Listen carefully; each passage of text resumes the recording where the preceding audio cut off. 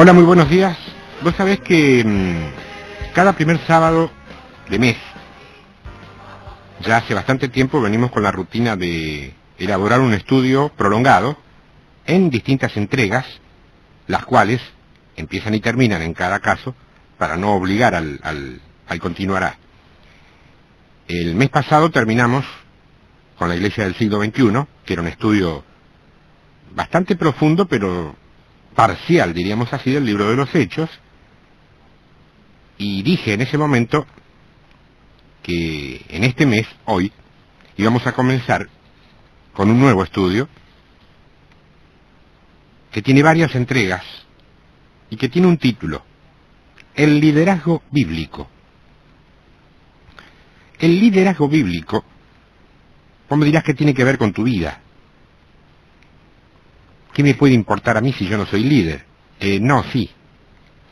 Sí, porque estamos trabajando todos en conjunto en esto, y el interés es mutuo, las bendiciones son mutuas y las equivocaciones también. Pues fíjate que no hace mucho tiempo me visitó acá para saludarme y para bendecirme un matrimonio que, según me contaron ellos, me escuchan cada sábado en desobediencia a lo que se les ha ordenado en su congregación. Ante mi sorpresa, me dijeron que efectivamente, en más de una ocasión, se les dijo, no que no me tenían que escuchar a mí, que no tenían que escuchar esta emisora, porque esta emisora, les dijeron, no tenía no sé qué cobertura de no sé qué determinado grupo. Yo no me quedé pensando en la prohibición en sí, que como toda prohibición contiene un altísimo porcentaje de infantilismo espiritual, sino que me quedé pensando en el eje de esa prohibición, que es un eje que tiene que ver, en una gran medida, y muy precisamente, con la esencia de lo que quizá habrá de ser este estudio. Un esclarecimiento de lo que es realmente el liderazgo bíblico y una evaluación como corresponde a lo que es el actual, al que conocemos, al que vivimos. Porque lo que ellos me comentaron tiene que ver con uno de los factores más pronunciados, predicados, enseñados y batallados por parte de nuestro liderazgo contemporáneo en casi todas sus facetas. Una palabra que te va a sonar: la cobertura. Entonces fue allí que me hice 3 preguntas que no me extrañaría en absoluto que a lo mejor te hayas hecho o te estés haciendo vos también por estas horas. La primera pregunta es: ¿qué es una cobertura? En segundo término, ¿qué base legal hay para que exista una cobertura? Y el 3, digamos que es una consecuencia. ¿Quién será entonces una cobertura? Vos sabés que la única idea previa que yo tenía, y a la que quizá podía adherir, era la de un predicador al que alguna vez le oí enseñar que si existe un hombre o una mujer que alguna vez haya dado a conocer 3 o 4 principios espirituales que vos aceptaste, que vos creíste, que vos pusiste por obra en tu vida, ese hombre o esa mujer entonces es tu cobertura. Eso le escuché enseñar a él. Decía él que no necesariamente el pastor de tu iglesia, si es que no es él quien aportó a tu vida esos principios. Eso enseñaba él. Sin embargo, como esa enseñanza no fue avalada bíblicamente por este hombre, quedó allí como algo que te encaja, pero que no podés encarnar porque le falta una pata espiritual importante: la probanza de la palabra. Hace poco tiempo, entre la baraúnda de cosas que aterrizan por mi correo electrónico, me enviaron un trabajo bastante grande, bastante amplio, de un hermano que se llama Frank Viola. Un hombre que está trabajando en distintos proyectos alternativos, digamos así, para lo que es el tiempo de la reforma de la Iglesia.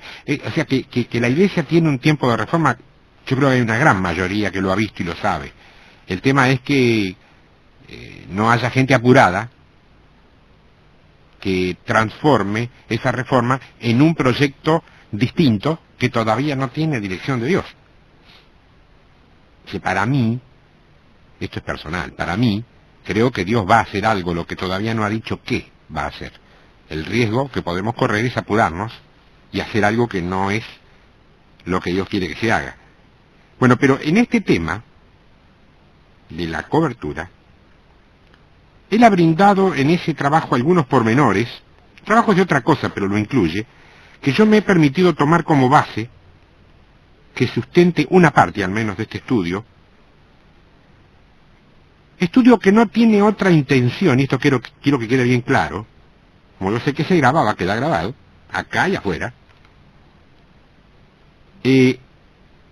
Otra intención decía que la que emana del mandato a los 5 ministerios, perfeccionar a los santos y edificar el cuerpo, lo que equivale a decir, madurar al creyente y fabricar un cuerpo de muchos miembros, no necesariamente de unos pocos considerados importantes.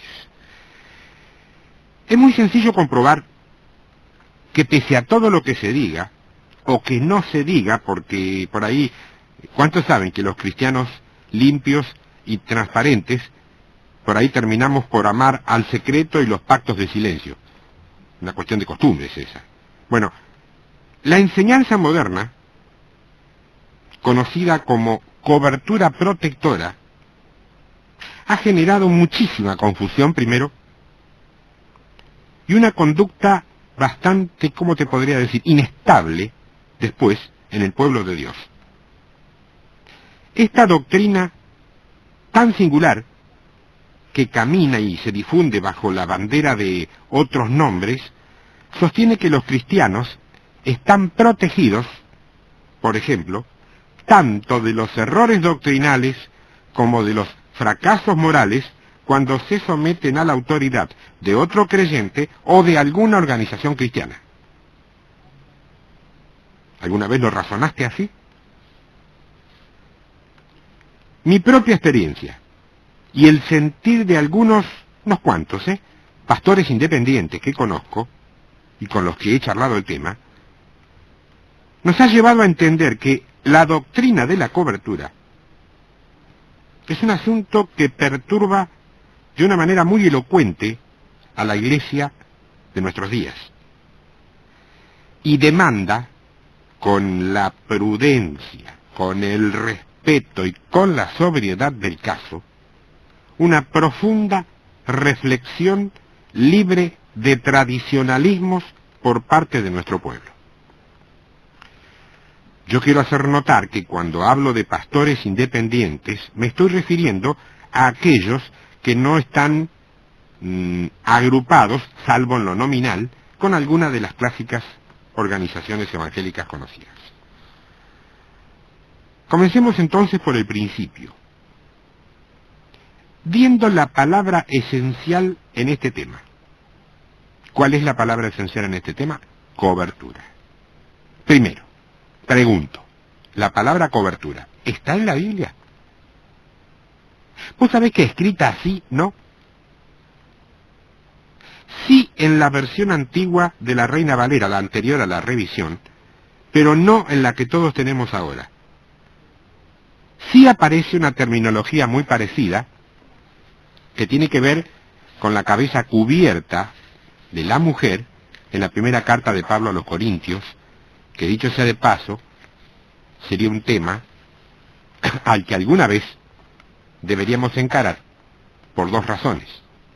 Para traerles claridad a quienes puedan estar en confusión y libertad a quienes puedan estar en esclavitud legalista. Eso en el Nuevo Testamento. En el Antiguo, por su parte, sí la encontramos a la palabra cobertura algunas veces, pero siempre en referencia a ropas de vestir o a algún otro tipo de cubierta, pero jamás en lo espiritual, ni mucho menos para referirse a la autoridad o a la sumisión relacionada con el liderazgo. De esto hay algo que nos resalta inmediata y llamativamente. Hay una muy escasa evidencia bíblica con relación a las coberturas como para construir con ella toda una doctrina como hemos hecho. Pese a eso, la gran mayoría de los hermanos, casi como loritos, siguen repitiendo la consabida pregunta: hermano, ¿quién es tu cobertura? Como si de la respuesta, o la no respuesta, o el tenor de tu respuesta, fuera algo así como una prueba de carbono 14 que determinara la autenticidad o la legitimidad de una iglesia, de un ministerio o de un tipo cualquiera. Ahora bien, si tenemos en cuenta de la manera en que tenemos que tenerlo, que la Biblia guarda silencio con respecto a la idea de la cobertura, ¿qué es lo que se quiere decir entonces con esa tan remanida pregunta de ¿quién es tu cobertura? Una gran mayoría, si las presionás un poco, te van a cambiar enseguida esa pregunta por otra muy parecida, que por ahí también se nos ha hecho, y por ahí también hasta se nos ha predicado. En vez de decir ¿quién es tu cobertura?, te van a decir ¿y a quién rendís cuentas? ¿De tu iglesia? ¿De tu ministerio? ¿O de tu vida? Pero vos fíjate que esto se enfrenta con otro inconveniente. La Biblia jamás dijo que deberíamos rendirle cuentas a otro que no fuera Dios. Escrituras al respecto, aún a riesgo de cansarte, abundan. Empiezo. Mateo capítulo 12, verso 36. Mas yo os digo, dice, está hablando Jesús, mas yo os digo que de toda palabra ociosa que hablen los hombres, de ella darán cuenta en el día del juicio. El día del juicio, obviamente, deja ver que será ante Dios mismo que vas a tener que dar cuenta, en este caso, de toda palabra ociosa. Mateo capítulo 18, verso 23. Por lo cual, el reino de los cielos es semejante a un rey que quiso hacer cuentas con sus siervos. Yo te digo, si la semejanza del reino de los cielos, o sea, si la semejanza es con el reino de los cielos, ¿con quién tiene semejanza el rey que va a rendirle cuenta a sus siervos? Está hablando de un trato del capo máximo del reino de los cielos, que vos y yo sabemos quién es, con cada uno de los que decimos, creemos, queremos, pretendemos, o estamos seguros, formamos parte de los súbditos, de la jurisdicción del reino de los cielos. O sea, acá te dice que el rey quiere hacer cuentas con sus siervos. Romanos capítulo 3, verso 19. Pero sabemos que todo lo que la ley dice, lo dice a los que están bajo la ley, para que toda boca se cierre y todo el mundo quede bajo el juicio de Dios. Está claro, ¿eh? El juicio es de Dios y toda boca debe cerrarse. Eso es lo que te deja este pasaje. A los que están tomando nota, que no pueden grabarlo y están tomando nota, y se pierden por ahí con las citas, cuando yo termine este paquetito de escritura que tengo aquí para compartir respecto al tema de rendir cuentas, voy a repetir las citas para que las chequeen si están bien anotadas. Es un servicio extra este que hacemos para que no se pierdan y después tengan que meterse en gasto de llamarme por teléfono para pedirme alguna cita que se les perdió. Lo último que leímos, Romanos 3:19, pero sabemos que todo lo que la ley dice, lo dice que está bajo la ley, para que toda boca se cierre y todo el mundo quede bajo el juicio de Dios. En la misma carta a los Romanos, pero en el capítulo 14, verso 12, dice, de manera que cada uno de nosotros dará a Dios cuenta de sí. Más claro aún es este, porque dice que cada uno, o sea, vos, que según vos mismo o vos misma no te conoce nadie, yo, a los que me conocen más de 3, pero también, ¿qué te digo? Benny Hinn, Billy Graham, Carlos Anacondia, Juan Pablo II, tu pastor y quien más te guste incluido. Todos van a rendir cuentas ante Dios. Si la Biblia, no lo digo yo, No es para que vos te frotes las manos y digas, va a ver cuando le... No. A vos no te tiene que preocupar, no te tiene que preocupar cuando les toque. En todo caso, si querés preocuparte es para cuando te toque. Yo sé que de pronto vos no compartís determinadas cosas que fulano, mengano o sultano puedan estar haciendo en un determinado nivel o sin nivel dentro de una congregación. ¿De acuerdo? Pueden estar mal hechas, pueden estar equivocados, pero tu mayor problema no es los errores de tal, por los cuales van a tener que dar cuentas o rendir cuentas. Son los tuyos. 1 Corintios capítulo 4, verso 5. Así que no juzguéis nada antes de tiempo, hasta que venga el Señor, el cual aclarará también lo oculto de las tinieblas y manifestará las intenciones de los corazones, y entonces cada uno recibirá su alabanza de Dios. Acá otra vez el mismo concepto. Cada uno. Pero esta vez para lo bueno. Cada uno recibirá su alabanza de Dios. Ahora, a cada uno, el Padre Celestial le va a decir, bien, estuviste bien, cumpliste, te felicito, no sé lo que va. ¿Vos podés imaginarte eso? No. Tu mente finita, no finita de angosta, sino finita de final, no puede imaginar eso. Pero lo dice la palabra, si lo dice la palabra, va a ser así,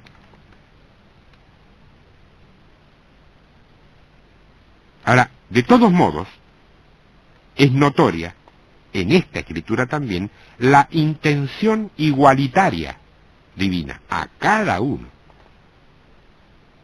Si el más espectacular y prestigioso siervo de Dios con el tremendo ministerio llega y Dios le tiene que decir, muy bueno, has hecho un excelente trabajo, se lo va a decir. Y si llegás vos, que no pudiste pasar de a lo sumo levantar la ofrenda o recibir alguna vez, trabajar de ujier, no sé, no pudiste pasar de eso porque a lo mejor no podías para más, escúchame, si lo hiciste en servicio, Dios te va a decir lo mismo. Ahora, si la situación se da a la inversa, tanto con el prestigioso como con vos, no será alabanza, dice juicio. Carta a los Hebreos capítulo 14, verso 13. Y no hay cosa creada que no sea manifiesta en su presencia. Antes bien, todas las cosas están desnudas y abiertas a los ojos de aquel a quien tenemos que dar cuentas. Esto es contundente, bien contundente. Para hacer legal la rendición de cuentas ante alguien más que el Señor, aquí no diría a aquel a quien tenemos que dar cuenta, sino a Dios. Uno de los que tenemos que dar cuenta. Yo te lo aseguro, Dios lo hubiera dicho, no es Dios de confusión. Si no fuera solamente Dios a quien tenemos que dar cuenta, este verso diría, todas las cosas están desnudas y abiertas a los ojos de aquel, entre otros, a quien tenemos que dar cuenta. Pero no puso entre otros. Aquel, uno. Punto. A otra cosa. Dios no es Dios de confusión. Nosotros hasta por ahí. Primera de Pedro, capítulo 4, verso 5. Primer carta de Pedro, capítulo 4, verso 5. Pero ellos darán cuenta al que está preparado para juzgar a los vivos y a los muertos. Es Dios, sin duda. Acá ya no te pueden caber más dudas, porque que yo sepa, no hay persona humana capaz de juzgar a muertos. Te repito las citas, que son 7. Mateos 12:36, Mateo 18:23, Romanos 3:19, Romanos 14:12, Primera Corintios 4:5, Hebreos 4:13 y Primera de Pedro 4:5.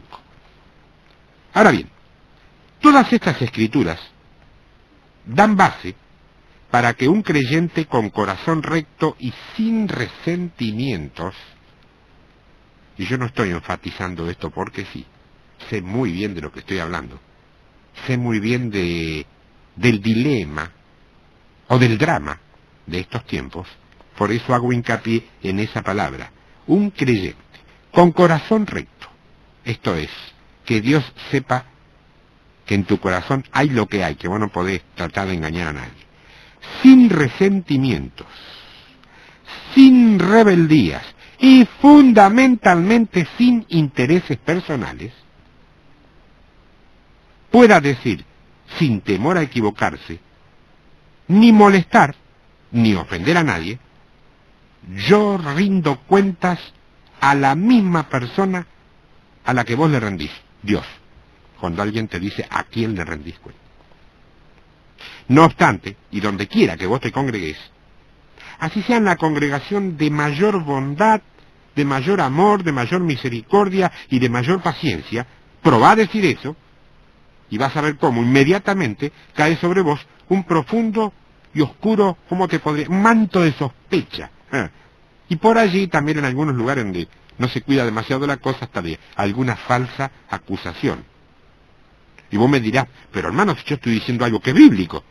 Sí, pero no interesa, porque hay muchos que tienen sus propias leyes y jamás confiarán en que vos podés manejarte solo, sin que otro que el Espíritu Santo te diga lo que tenés que hacer.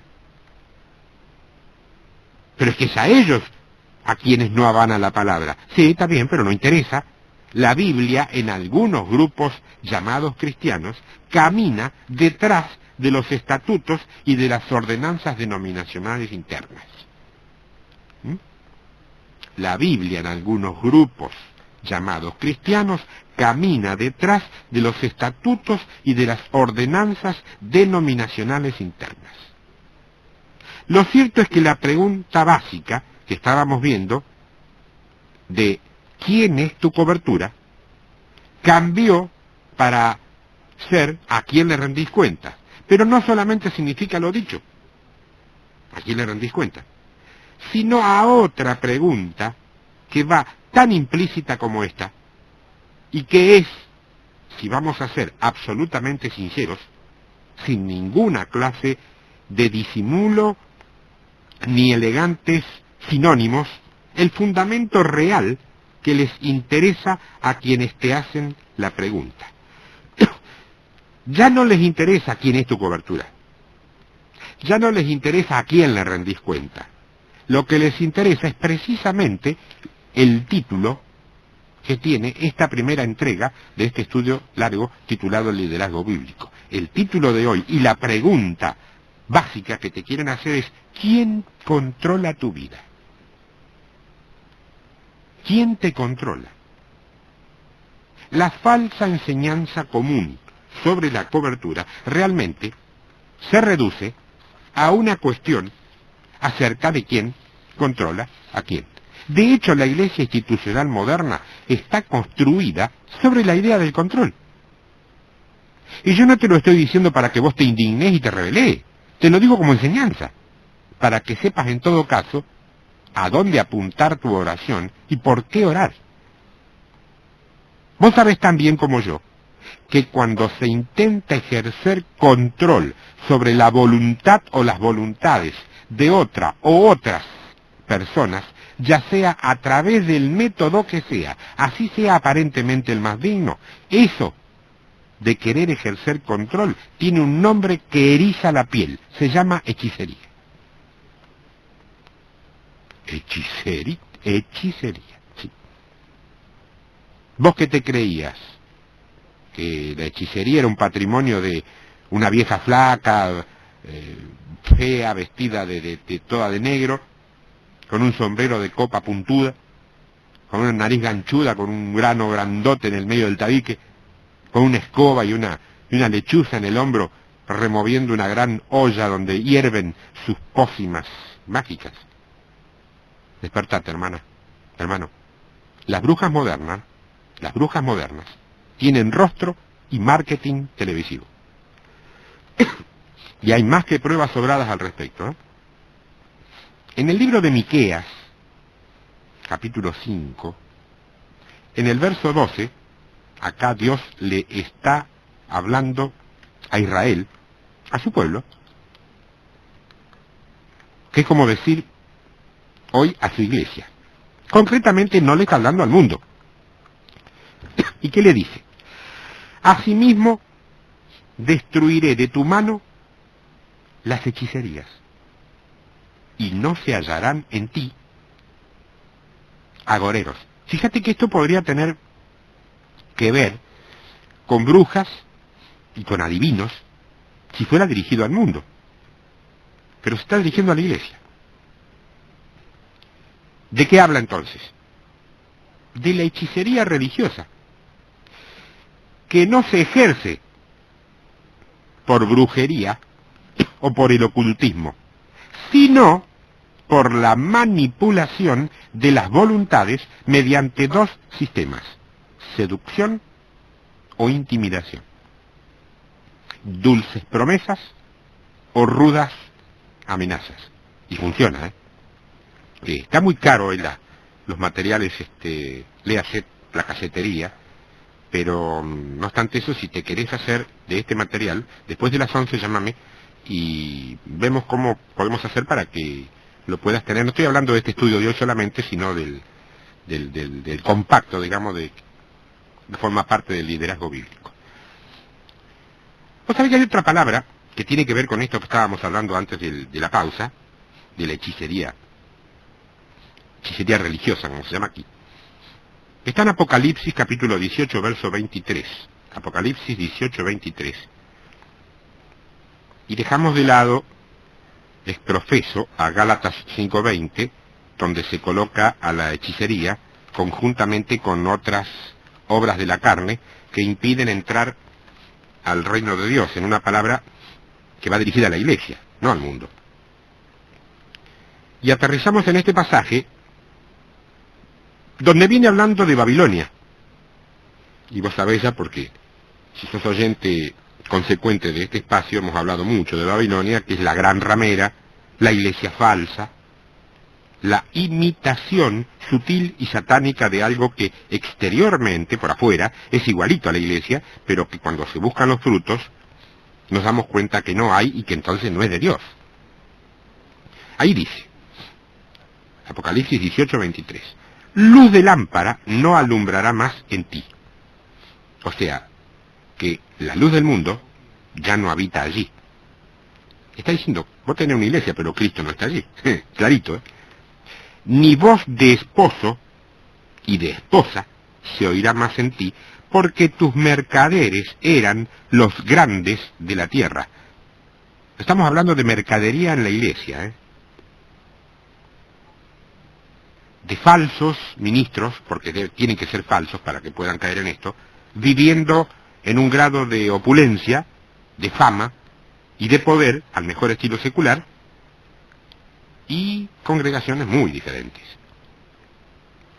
Pues por tus hechicerías, tus manipulaciones, fueron engañadas todas las naciones. En el libro de Malaquías, capítulo 3, verso 5, dice, y vendré a vosotros para juicio. Dios le habla a su pueblo, ¿eh? No importan los tiempos, no importan las épocas ni las eras. El pueblo de Dios somos nosotros. Y vendré a vosotros para juicio, y seré pronto testigo, o sea, alguien que ha visto el delito, contra los hechiceros y adúlteros.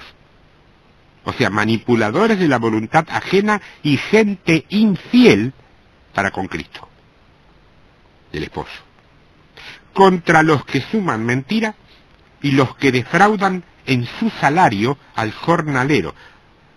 Ejemplo, empresarios cristianos que pagan menos de lo que corresponde o pagan sueldos en negro, vistiéndolos con el rótulo muy religioso de ofrendas de amor. En su salario al jornalero, a la viuda, que es la iglesia que funciona sin la presencia de Cristo, al huérfano, que son los que no encuentran al Padre Celestial, y los que hacen injusticia al extranjero, no teniendo temor de mí, dice Jehová de los ejércitos. Naturalmente, que nuestra gente, cuando digo nuestra gente estoy hablando de mis y tus hermanas y hermanos, expuesta a estas cosas, muy raras veces se da cuenta y reconoce que es un espíritu de control el que verdaderamente está en el fondo del asunto. Generalmente, ese espíritu se viste, se cubre, se arropa, se disfraza con sobrias vestiduras bíblicas. Hay dos maneras de predicar. La primera es la que tiene que ver con el evangelio real, genuino, verdadero, y se expresa dejando que una palabra se revele y muestre lo que Dios está diciendo a su pueblo hoy, ahora. Y la otra manera de predicar es una simple cuestión de armado. Se tiene un tema que puede ser social, político, filosófico, científico. Se tiene una opinión sobre ese tema que puede ser personal, sectorial, denominacional o evangélica como credo de oposición. Para poder decir lo que se debe o lo que conviene decir desde un púlpito, hay que cubrir ciertas formas. Entonces, usando la concordancia o el diccionario bíblico, se buscan 2 o 3 versículos que den pie, o que den el pie, que luego, de leerlos como corresponde, y arrancando desde esa lectura, se predica lo que ya estaba previsto. ¿Me entendés lo que te quiero decir? Yo, mi hermano, enseño la palabra y añado, si es que la hubiera, revelación fresca sobre ella. Yo trato de no reflexionar sobre una palabra, porque reflexión es opinión. Y mi opinión, salvo cuando hago trabajos que tienen que ver con la opinión, y lo digo por adelantado, como está sucediendo ahora, que estoy haciendo algo en otra emisora que tiene parte de opinión, pero lo aviso. Porque mi opinión, secularmente podrá ser igual que las demás opiniones, tiene consenso y tiene disenso. Pero mi opinión, en el terreno de la palabra, no le interesa a nadie. No bendice a nadie. No tiene nada que ver con Dios, que es espíritu, no alma humana. Y yo tengo que ser imagen y semejanza, ¿no? Dios escribió, a través de hombres y mujeres, escribió la Biblia y ya dejó la opinión. ¿Vos la creés o no? Vos sobre el Evangelio no podés opinar. Por eso es que son muchos los cristianos que creen verdaderamente y casi con un ingenuo convencimiento que la cobertura es solamente un mecanismo protector. Sin embargo, si nos detenemos con tranquilidad y escudriñamos con objetividad esa doctrina de la cobertura, vamos a terminar descubriendo que está fundamentada en un estilo de liderazgo del tipo cadena de mando, o lo que se conoce como verticalismo. Es decir, uno arriba, uno abajo, otro más abajo y muchos en el llano. Pero eso se parece a la política del mundo, hermano. No, te equivocaste. No se parece. Es politiquería igualita a la del mundo. Pero eso es bíblico, hermano. Hermano, convengamos que, salvo a la hora del mensaje, la Biblia suele participar muy poco en las actitudes, decisiones y movimientos cotidianos de muchas de las organizaciones eclesiásticas conocidas. Pero esto no es para que vos digas, ves, no ves, son tan así, no. Porque yo te voy a traer lo mismo en otra dirección. Yo pregunto, ¿cuánto tiene que ver la Biblia en tu vida? ¿Cuánto vivís vos, de lunes a sábado, cuando no estás en el templo, conforme a la palabra? Si no es más de un 50%, no tenés derecho ni a abrir la boca en cuanto a lo que estén haciendo los demás. Si estás por arriba del 50%, no es para que abras la boca, pero es para que digas, Señor, yo estoy haciendo lo que vos querés. Pero mirá, allá hay. Listo. No tenés que ir a pelearte con nadie. ¿Cómo puede ser eso? Yo no sé cómo puede ser, pero lo que puedo decirte es que sucede tan corrientemente que casi ha pasado a ser algo así como... Y bueno, no es lo que dice la Biblia, pero es lo mejor que se nos ocurre para este tiempo tan complicado. ¿Nunca escuchaste eso?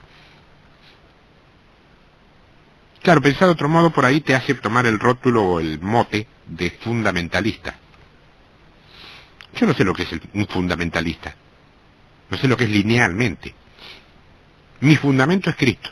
Y trato de no irme de allí. Los frutos, no lo sé. A veces veo, a veces no. Si es palabra, seguro que tengo. Si es mi participación personal, de información no va a pasar seguro. Ahora bien, en este estilo verticalista de liderazgo, los que se encuentran en las posiciones eclesiásticas más altas tienen un dominio sutil, pero dominio al fin, sobre quienes están por debajo de ellos.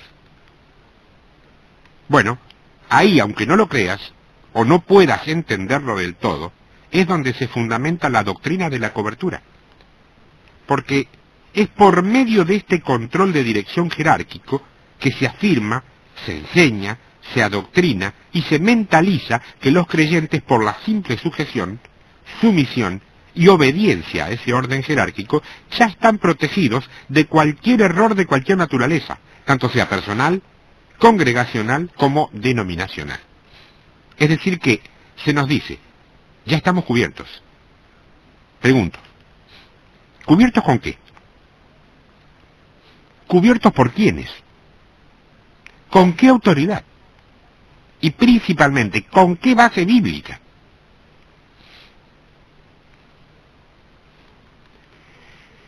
El concepto es que todos deben someterse y responder a alguien que está en una posición más alta.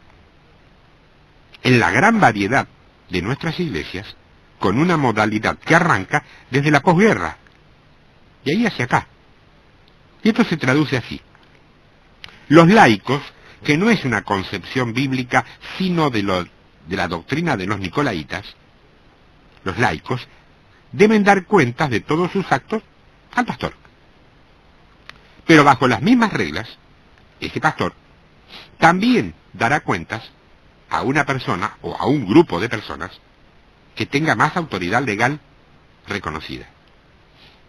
Está bien, se me dirá que un ejército, y el pueblo de Dios es un ejército, funciona así. Pero en ese caso te diré que en un ejército, sus generales siempre son elegidos por su gobierno. Nunca mediante arreglos o componendas a espaldas de ese gobierno. Si este es el ejército del reino de Dios, el gobierno es clarito. Y la elección, y por parte de quién es la elección, también es clarita. Eso es lo que diferencia las cosas. De modo que el líder, típicamente, dará cuentas a la sede, por ejemplo, denominacional, o a otra iglesia, cuando es un anexo, a la que generalmente se le llama iglesia madre, o a un obrero cristiano influyente, a quien se considera que tiene un rango más alto en la pirámide eclesiástica. Como resultado, y aquí viene lo curioso, se dice que el laico está cubierto por el líder, y que el líder, a su vez, está cubierto por la denominación, o está cubierto por la iglesia madre, o está cubierto por el obrero cristiano. En conclusión, el significado de todo esto sería más o menos de que la gente, al dar cuentas de lo suyo a una autoridad más alta, equivale a estar protegidos por esa autoridad. Podríamos entender que se hablara de avales, de garantías, de respaldo, pero cobertura es mucho más profundo. En todo caso, se puede tener alguna expectativa cuando esa autoridad está colocada allí por el Señor, pero no cuando ha sido puesta por el hombre. Y en ese caso Dios la está soportando solamente por misericordia. Ahora, si vos no crees esto, yo te pregunto, ¿cómo vemos que haya funcionado hasta ahora esa supuesta cobertura? ¿Ha sido eficaz? ¿Ha sido eficaz en tu congregación, en tu vida, en tu familia? Y después está la otra incógnita que en algún momento te pasa por la cabeza, pero, por las dudas, no vayas a ponerte de punta con alguien, entonces te preferís callarla. ¿Quién cubre a la iglesia madre? ¿Quién cubre a la máxima sede denominacional? ¿Quién cubre a ese obrero cristiano influyente? Ya sé cuál es la respuesta. Ha sido la respuesta permanentemente la más difundida. Es una respuesta cargada de facilismo, aprovechando quizá la comodidad y la apatía de un pueblo que escudriña muy poco las escrituras. No que no hace lío. Acá no se trata de algo social, que hay que hacer marchas con pancartas y ir a pararse frente a un lugar para protestar de algo. Va más allá. La apatía del pueblo de Dios es no ir a la Escritura, no orar, no tener comunión directa y necesitar intermediarios. O creer que se necesitan intermediarios. Te dicen, Dios lo cubre. Dios cubre personalmente a las más altas autoridades. ¿Así? ¿Así? ¿Y qué es lo que impide que Dios sea directamente la cobertura de los laicos o aún del propio pastor? Hay un problema aquí. Tenemos un problema aquí. Tenemos adentro un problema que tanto hemos criticado durante muchos años hacia afuera. Tenemos un orden de importancia, un orden jerárquico que no está en ninguna Biblia. La suma de Dios, denominación, clero, laicos, no es tal. Decime la verdad, ¿no te suena conocido esto? Pero vos saliste de ahí. Por esto precisamente. Sin embargo, el mayor problema es que este modelo está violando el espíritu del Nuevo Testamento. ¿Sabes por qué? Porque detrás de la retórica espiritual, que la hay, y mucha, de proveer responsabilidad legal, de tener una cobertura, surge amenazador un sistema de gobierno que carece de sustento bíblico y está inspirado por, o impulsado por, un espíritu de control.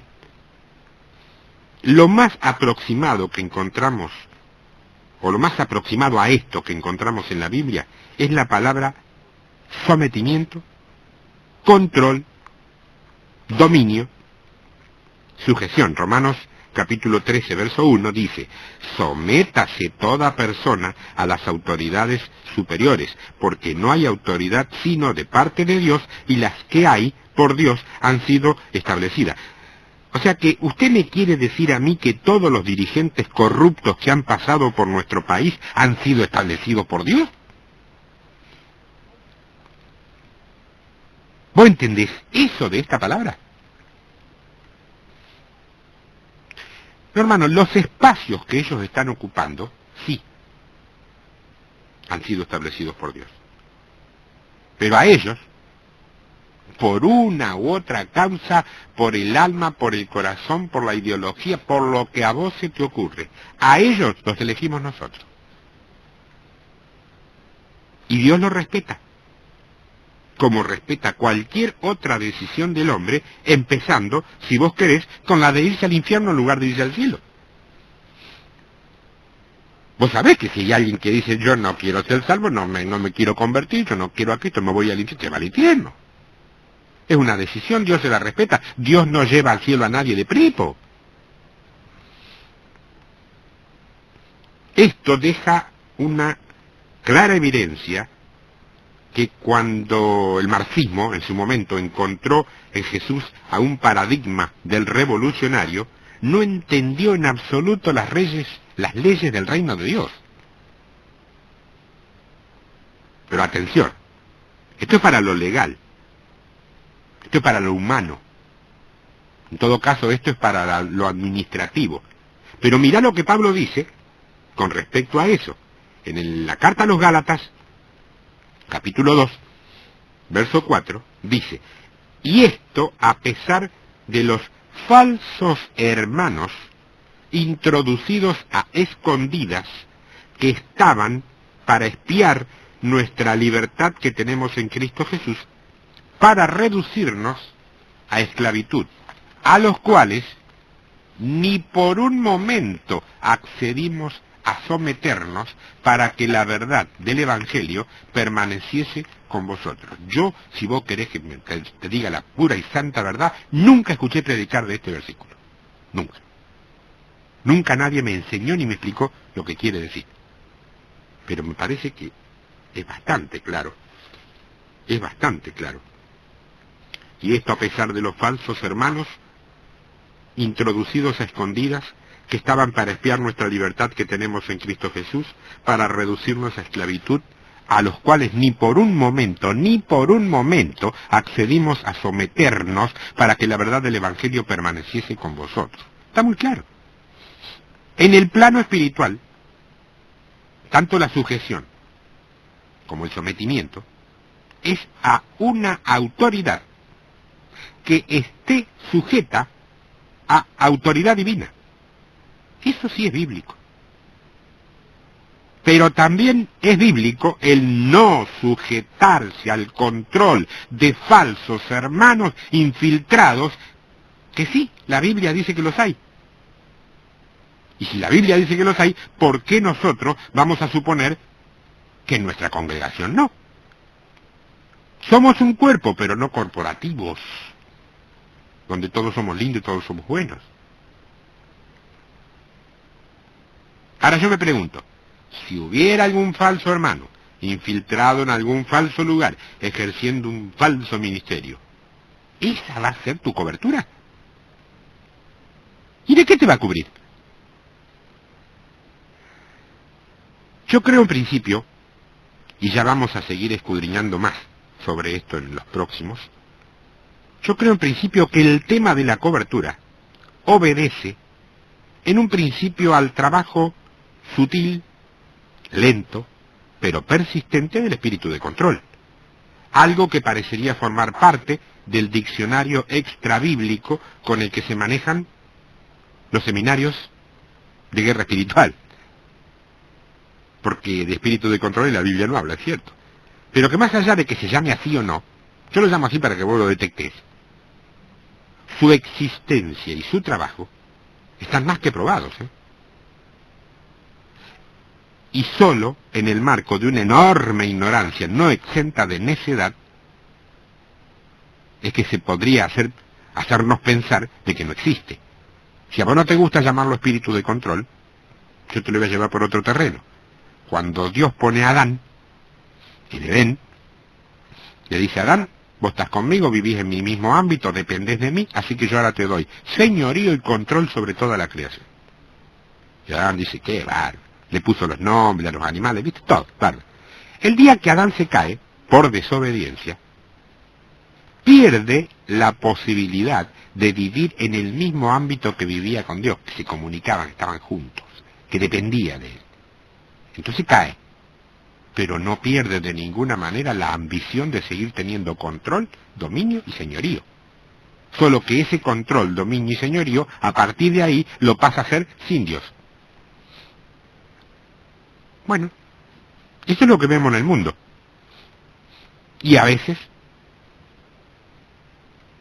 no en el mundo. Ahora, la Biblia, es muy cierto, habla de sujeción y habla de obediencia. Principal y mayoritariamente se refiere al Señor. Pero cuando tiene que ver con lo humano, delinea más bien los límites y los parámetros. Esa especie de inmovilizada esclavitud a la que tantos buenos, pero también ignorantes del verbo ignorar. Esto no es ofensivo ni peyorativo. Viste que por ahí uno se dice, pero ese es un morocho ignorante. No. Ignorante del verbo ignorar. Ignorar es no tener información sobre algo. A eso voy. Entonces, cuando esos tantos buenos que te decía, pero ignorantes creyentes, se han sometido, no solo no los acercará más a Dios o a la verdad, como ellos suponen y le han enseñado, sino que pueden hacerlo pasible de cometer serios errores que los llevarán exactamente al lugar contrario a donde suponían que iban. Te dicen, si hay un error doctrinal en nuestra denominación, como usted está bajo la cobertura, la responsable es la denominación. Pero resulta que Dios no dice que va a hacer juicio o a recibir o va a aprobar las denominaciones u organizaciones. Dios te va a preguntar a vos qué hiciste con tu vida. A mí me lo va a preguntar. Y cuando a la hora de ungir, dice, sí, porque esta es una organización ungida. Dios no unge organizaciones, unge organismos vivos. Personas. Porque tienen el corazón recto. El versículo, con esto termino hoy, que pone las cosas en su debido sitio, en este terreno, el terreno del sometimiento y la sujeción, está en Efesios capítulo 5, verso 21. Ahí dice, someteos unos a otros en el temor de Dios. Yo quiero puntualizarte que cuando te enseñaron que donde dice someteo unos, esos son ustedes, a otros, esos somos nosotros, en el temor de Dios no esas, es unos a otros, ministrándonos unos a otros, pero si los unos somos nosotros y los otros son los líderes, cuando dicen ministrándonos unos a otros, entonces nosotros ministramos a los líderes. No cierra.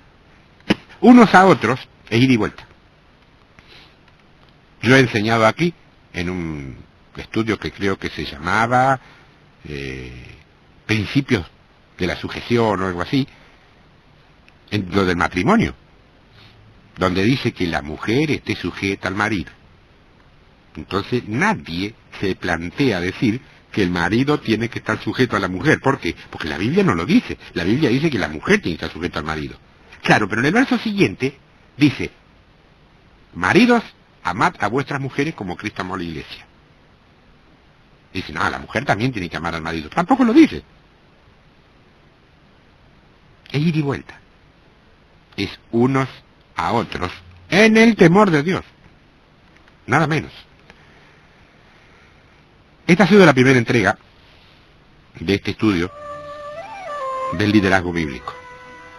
Presumo, entiendo, creo, que te debe haber conmovido en un par de ocasiones, por lo que aparentemente consideras como fuerte, como atrevido. Mira, para mí leer la Biblia no es ni fuerte ni atrevido. Es leer lo que Dios siempre dijo. Dios no tiene la culpa si yo porque no me di cuenta, porque me olvidé o porque me convenía, me callé o dejé de decir algo. Eso no es problema de Dios. Y un siervo de Dios, de cualquier nivel, está obligado a decir lo que Dios quiere, y no lo que al siervo le parece más oportuno. Eso es clarito. Entonces, si hay algo de dureza en esto, no me la adjudiques a mí. En todo caso, si vos no encontrás seguido quien diga esto, es un problema del que tiene la palabra en su boca o en su corazón para darla. Si yo tengo esta palabra y me la callo, el problema lo tengo yo. Y yo no quiero tener problema con mi Señor. ¿Qué piensa la gente? ¿Y qué sé yo qué piensa la gente? En todo caso, yo no vine a agradar a la gente, vine a agradar a mi Señor.